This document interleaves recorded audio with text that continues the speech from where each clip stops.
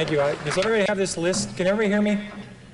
Can everybody hear what I'm saying? There's a lot of microphones here. This is what I'm going to cover today. So it should be on your desk. These are the key points that I've been using for 25 years. I think they're true then. I think they're true today. I think they'll be true in 25 years. And I think that's what investing, successful investing is all about. And the first point is know what you own. I can't believe how many people own stocks and they couldn't describe to an 11-year-old in 2 minutes or less why they own this thing or what it is. If you actually pin them down and you put a whip to them, they'd say the sucker's going up. That's the only reason they have for, and this is the normal kind of company that people buy. This is a very simple story. I own a lot of companies like this. They make a relatively mundane product. It's a 1 megabit SRAM CMOS bipolar risk floating point data I/O array processor with optimizing compiler, 16-bit dual port memory, Unix operating system, 4 whetstone megaflop polysilicon emitter with a high bandwidth, that's important, 6 gigahertz double metallization communication protocol, asynchronous backward compatibility, peripheral bus architecture, 4-wave interleaved memory, token ring interchangeable backplane, and they do it in 15 nanoseconds of capability. Now, if you own a piece of shit like that, you will never make money, never. Somebody come with more whetstones, less whetstones, big mega flop. I mean, what do you do if this thing goes from 12 to 9? Do you buy more? Do you walk around the block? I mean, do you call your friends? I mean, what the hell do you do with something like that? People buy this stuff. I mean, I buy stuff like Dunkin' Donuts and Stop and Shop and CVS and made money in all those. And Sally Mae was just here, right before me. I mean, there's a stock I bought that they had a great name. It was Student Loan Marketing. I mean, who would ever buy anything like that? It was a great name. If you heard the story, I think 100 people heard the story. In fact, I had dinner last night with Al Lohr, Ned Fox, and Paul Carey. We're all in that roadshow in 1983. I think if 100 people looked at Sally Mae, they would have bought it, but 100 people wouldn't look at it. Because imagine loaning money to students. Imagine doing anything with students. And it was a great story. It was simple, and no one looked at it. So that's the kind of stocks I like to buy. But I'm telling you, people don't do this. And I'm talking sophisticated people, unsophisticated people. They don't know what the company is, what's the story. And it's very important to know it because it doesn't always work, and you have to keep posted. Now here's a big point. Remember this one. It's futile to predict the economy, interest rates, and stock market. I mean, people keep trying to do this. I mean, this would be useful. I would love to know when we're going to have a recession. I'd love to know when interest rates are going to go up or down. I'd love to know when the stock market's going up. That would be helpful. I would like to get next year's Wall Street Journal. Unfortunately, you don't get it. And I remember in 1982, we had a lot of people in this room around for 82. We had 20% prime rate, 15% long governments, double-digit unemployment, double-digit inflation. I don't remember anybody telling me about that in 1980. I remember everybody telling me about that in 1981. But in 83, I remember they said, well, the economy's bounced back. We're in a recession in 85. In 85, they said we have a recession in 86. In 87, something happened in October 87. I forget what something happened in October 87. Celtics lost 7 in a row. Something bad in 87. They said for sure we'll have a recession in 88. And they said 89 for sure we'll have a recession. And then 90, we're supposed to have the so-called soft landing, which we never had. So I've always said if you spend 13 minutes a year on economics, you've wasted 10 minutes.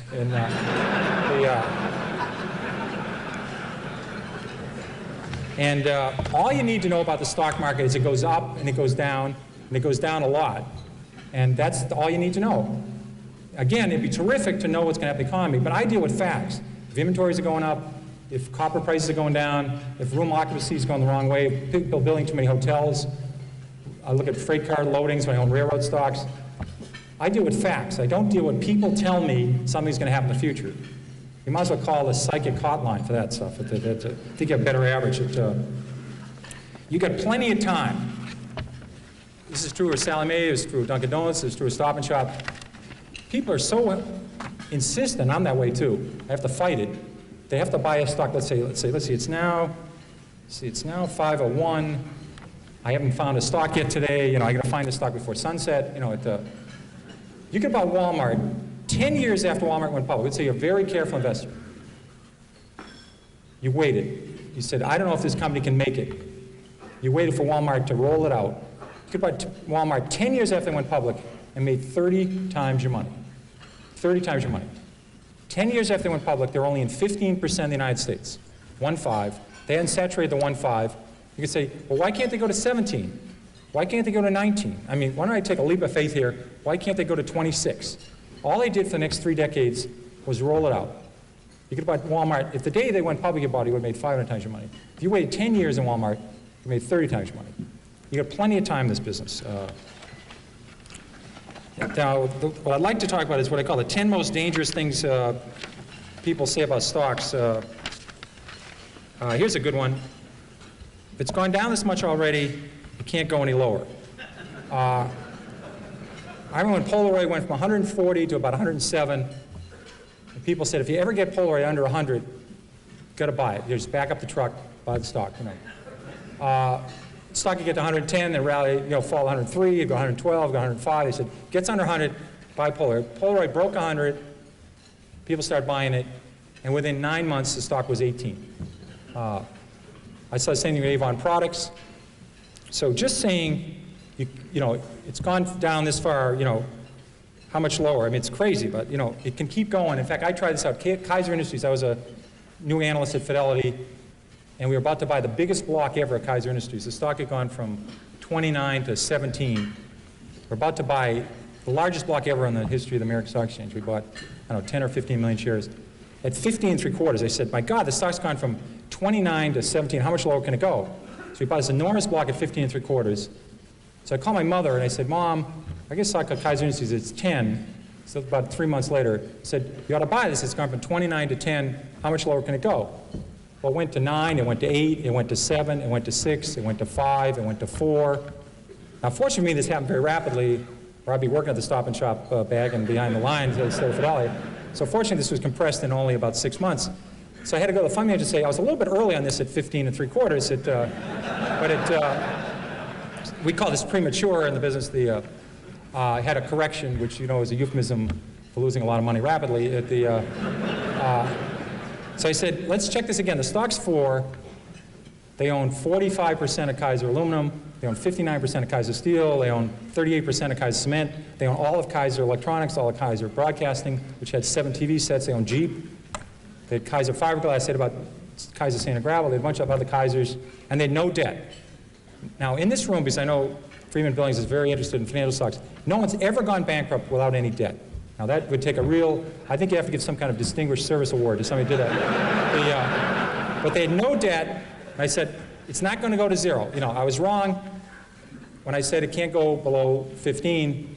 So we hung on, and within 3 years, they gave out the shares in Kaiser Steel, gave out the shares in Kaiser Cement, gave out the shares in Kaiser Steel and Aluminum, and they sold off all the businesses. You got about $55 a share. But if you didn't know the story, and the stock went from 15 to 11, and you're just saying how much lower can it go, when it went to 9, went to 8, you would have gone. So you can't just say it can't go any lower, because I saw Taco Bell go from 14 to 1 in 1974, and they had no debt and making 60 cents a share. There's a corollary to that that's even more dangerous. If it's gone this high already, how can it possibly go lower? Higher, sorry. That. Philip Morris, adjusted for splits, sold for 12 cents in 1951. And then it goes to 60 cents in 1961. So it goes up 5-fold, and you say to yourself, how much, this never sold for that, but just for splits, you say, how much higher can this go? It's gone up 5-fold. They missed the power of Marlboro. They missed there's 220 countries in the world. They missed the cash flow of the company. They missed everything. This stock was a 100-bagger after going up 5-fold. But people sold it just saying, how much higher can it go? Can't go any higher. They did the same at Home Depot. They did the same with Toys R Us. I did the same thing with Toys R Us. Just saying it can't go any higher, it's gone this much already, that's very dangerous, and don't use that one. And it's a very bad thing to do. Eventually, they always come back. Here's another one that sucks. That's a technical stock market term we just use only in the stock market. The RCA just about got back to its 1929 price, was backed out by GE.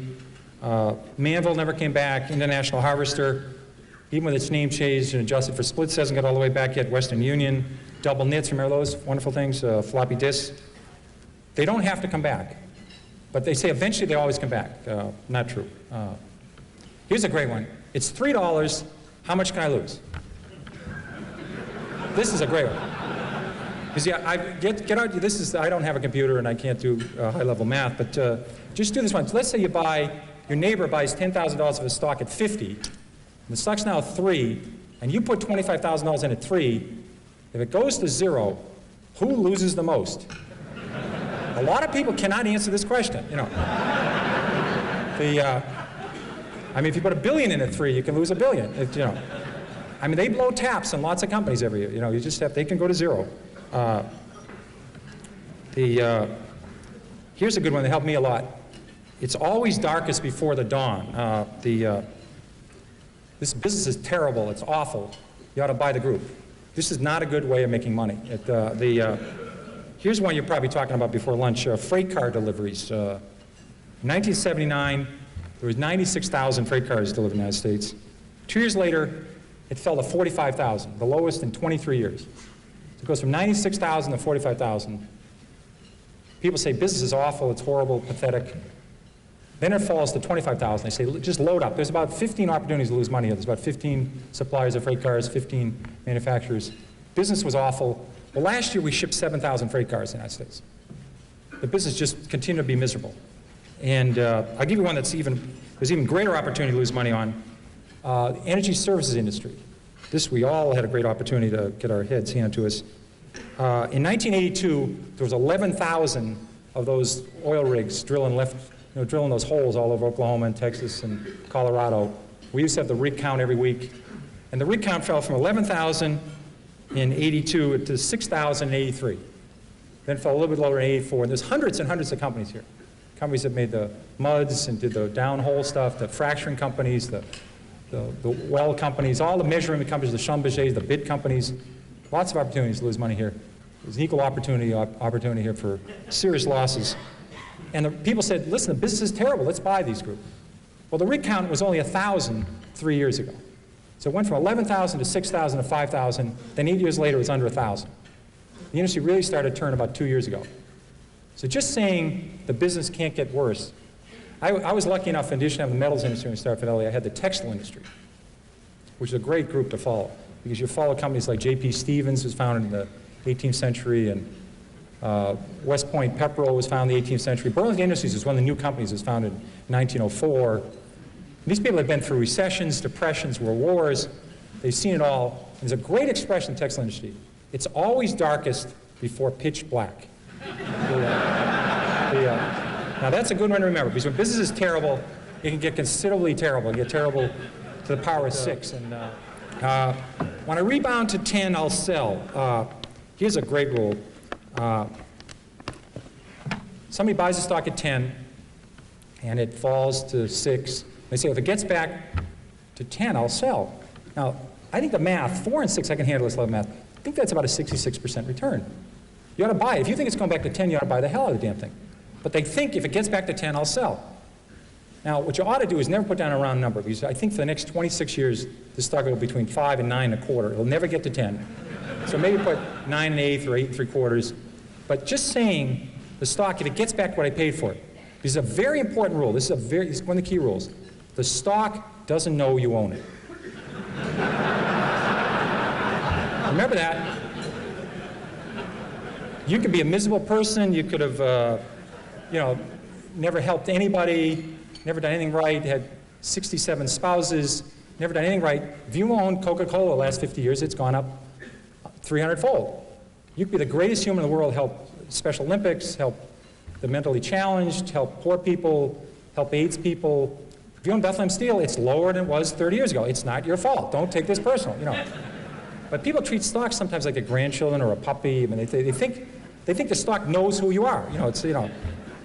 It doesn't work that way. What may worry? I own conservative stocks. I don't have to worry. I own conservative stocks.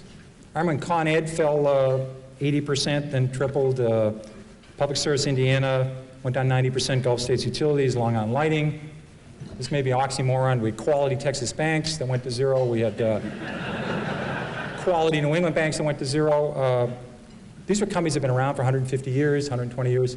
Saying I own conservative stocks, I don't have to worry. I don't buy that. I've seen a lot of people. Here's a very dangerous one. Look at all the money I've lost. I didn't buy it. People do this all the time. They say, I didn't own Blockbuster, I didn't own Home Depot, I didn't own Toys R Us. Eric, it was very nice to say some nice things about when I came up here, and Manny has been nice to me. I literally, in one of my books, listed on 2 pages, in the 13 years I ran Magellan, I listed, I think, about 200 stocks, A through L, on the New York Stock Exchange, that went up tenfold or more, that I didn't own while I ran Magellan. I had owned lots of stocks. I listed 200 stocks A through L. I stopped at the letter L, and I didn't own any of these shares. They went up tenfold or more, and I was able to do okay with Magellan. And people worry all the time about missing Microsoft, missing Western Digital, missing United Airlines. They spend all their time worrying about stocks they miss. You cannot lose money in a stock you don't own.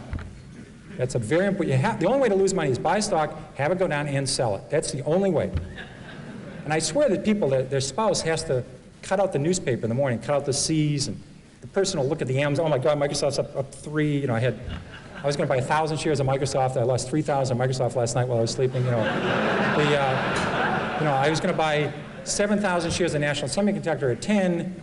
It's now 17. I just lost $49,000 on National Semiconductor. They do this all the time. They have to cut holes. Thank God Blockbuster finally went away, because that was early in the alphabet. People would always be looking at how much they lost on Blockbuster.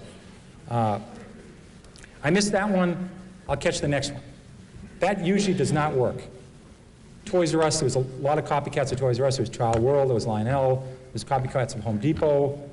Buying the next of something usually doesn't work. It's used. Stock has gone up, I must be right. Stock has gone down, I must be wrong. I'm convinced that people do this all the time. They buy stock at 10, they buy a little bit of it, it goes to 13. They now say they don't know anything more about it than they knew when they bought at 10. They have no idea what this company does, but it's gone to 13. Now they take a second mortgage in their house and buy it at 13. The best thing that could happen for us is to go directly from 10 to 4 for these folks. You know. It's going to go to 4 eventually, but it goes to 13 in the middle. They're convinced now. They bought 100 shares at 10. Now they buy 20,000 at 13. And all the fact is the stock went from 10 to 13 is it went up. The average movement of a stock on the New York Stock Exchange this century, between its high and its low, has been 50%. The average stock on the New York Stock Exchange. That means the stock started the year 20, sometime during the year sold 16, sometime during the year sold at 24, might have finished the year 21, might have finished the year 19. The average range of a stock on the New York Stock Exchange is 50% in 12 months, between its high and its low. So stocks go up and down a lot within a year. And say this stock is going up means you're right, doesn't mean a damn thing. So don't buy often on that one. That is not a good one. And these are always these long shots. You know, these are the stocks that are going to grow hair and make your kid have better spelling, and your breath's going to improve, and you won't have to iron your pants. You know, it's one of those stocks, and they always do everything for you. But they're missing. They don't have any sales yet. You know, that's the missing element to the story. The story is sensational. There's no profits here, no sales yet. But my God, if this works, it's going to be the next Xerox. You know, and it's going to help Murr and space and everything. You know, it's a very, very good deal. Now, this is not a long shot. This is a no shot. You have to separate these out. I've tried 30 of these. I have never broken even on a long shot. Never. I've made 25, 30 times my money on some stocks. I never thought about Sallie Mae or MBIA or Fannie Mae or some of the banks or Stop and Shop. I'd make 20 times the money, 30 times the money. I had no idea. I thought the stocks were going north. I had no idea. You look back 10 years later, you say, my God, I made a lot of money in this thing. The ones I went into thinking I could make 4 times my money, I've never broken even. So don't do the long shot, guys. They don't work. They simply don't work. And again, if a stock's 3 and it has huge potential, write down the story, take the stock symbol. If it's going to 300, it's okay to buy it at 15. Check in later. Check a year later. See if it's still listed. See if it still get a quote on it. See if they still have the earnings yet. But if it's going, write the story down. Some of these work. I haven't heard yet, but maybe they will work. But it's worth tuning in 6 months later. Don't buy it then. Importance of management. Management is the single most important thing in a company. But for an outsider to know great management versus good management versus terrific management versus average management, tough to do. Tough to do. Because you only get an hour at people, sometimes a half an hour. And how do you know what decisions they didn't make? A lot of great companies have been made because the company didn't make an acquisition. They didn't get rid of the division. They don't put in the annual report, we didn't get rid of the tubing division. You know, you don't hear about that. Somebody said, made a brilliant decision, we're going to hold on to that thing, we're going to fix it, and it's doing great. Now, they might be doing great because some management 8 years ago did it right, or some did something right 5 years ago. That person isn't there anymore. Or they didn't make any acquisitions, or they expanded at the right time. So knowing what management, what they can add to it, it's the single most important thing, very hard to measure. I've always said, I'd like to have a company any fool can run, because eventually one will.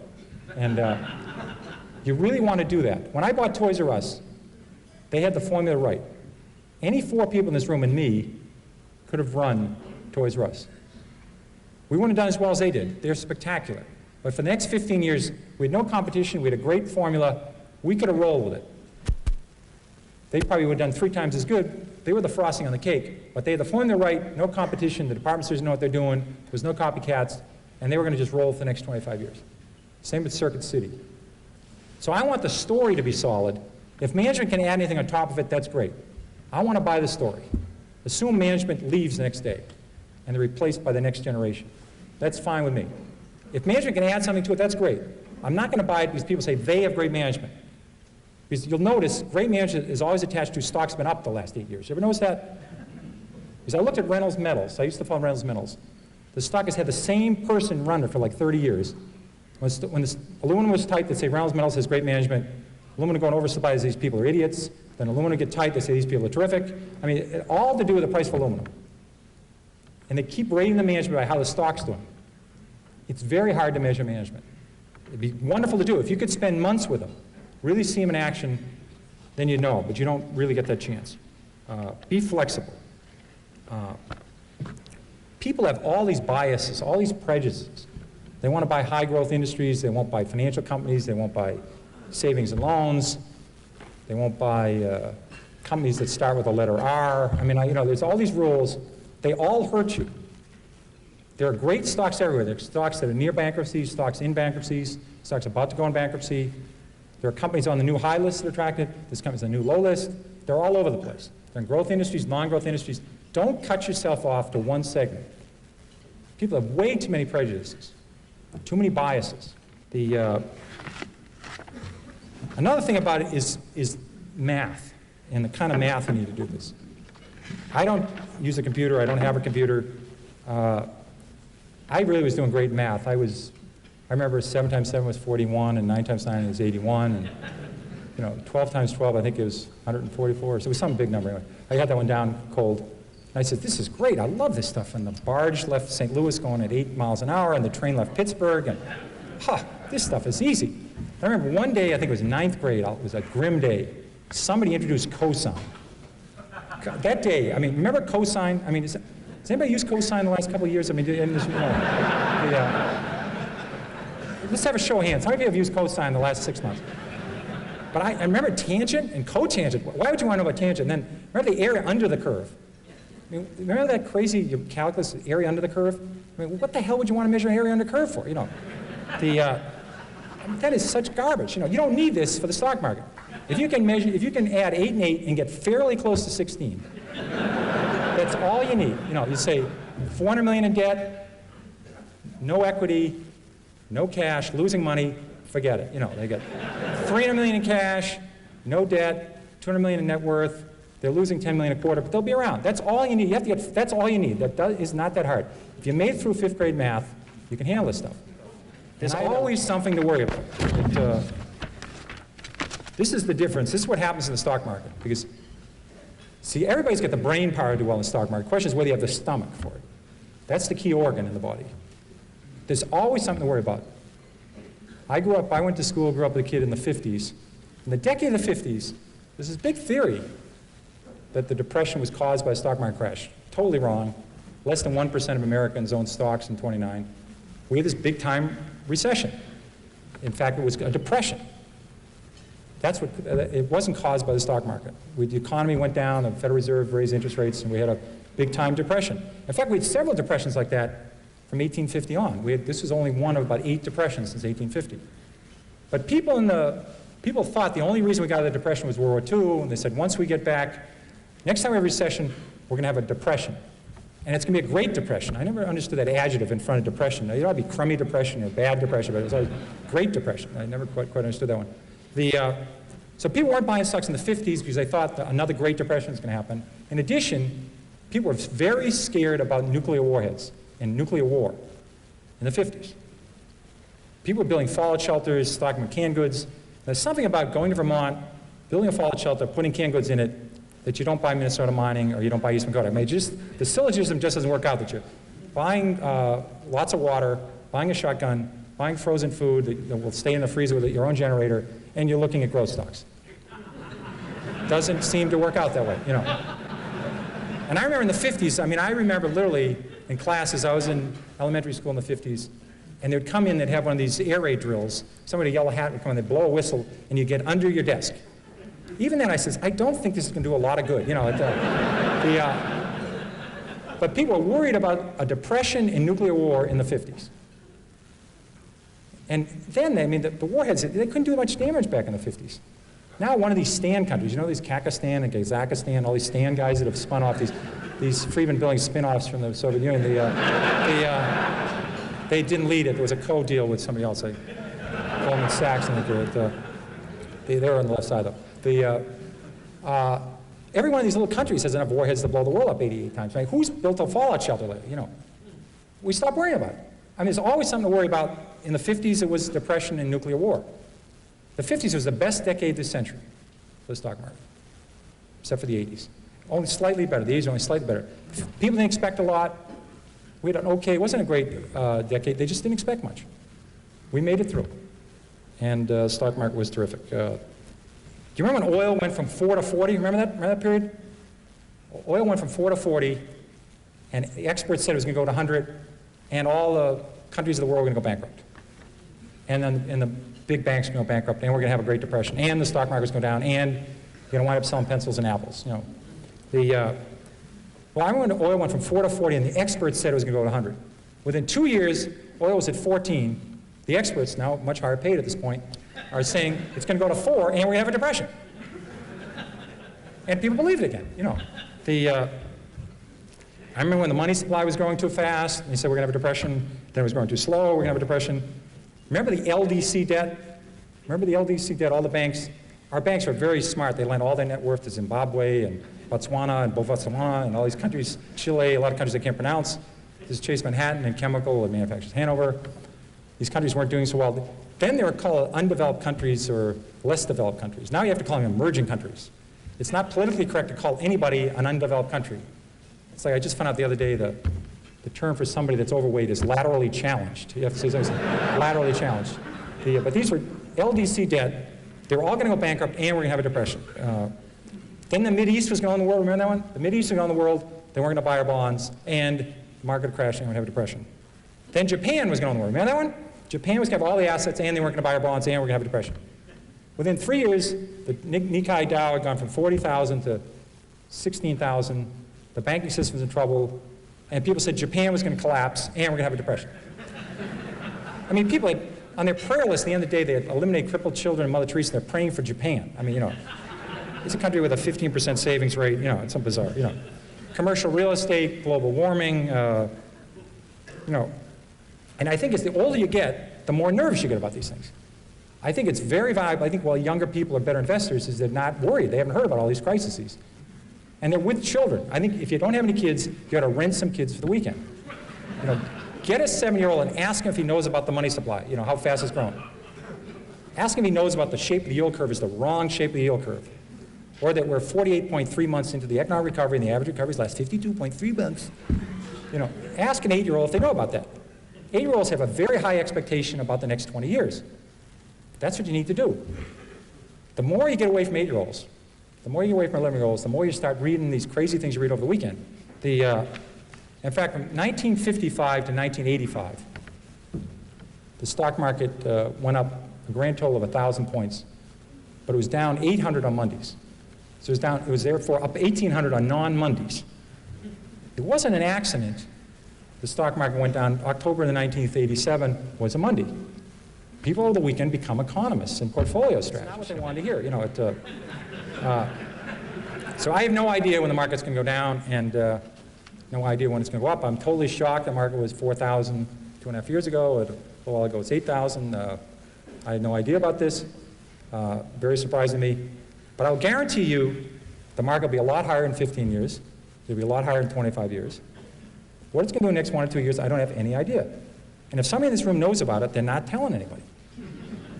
Or they're not in this room. They're down in Palm Springs somewhere. You know, they've made $1 billion. Or if they know anything about interest rates. Because in interest rates, if you can be right 5 times in a row in 10 grand, you can have $2 billion.